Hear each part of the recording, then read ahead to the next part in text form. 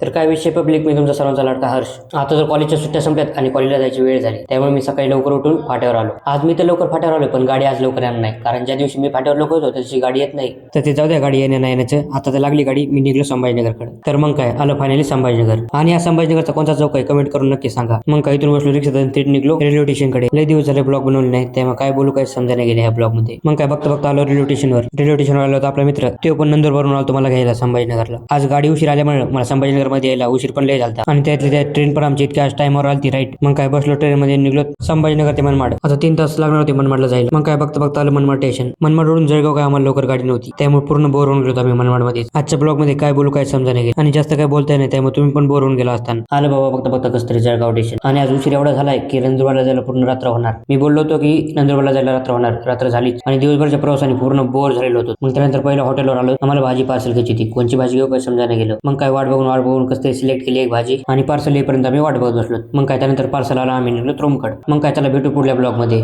आणि आजचा ब्लॉग कसा झाला हे कमेंट करून नक्की सांगा.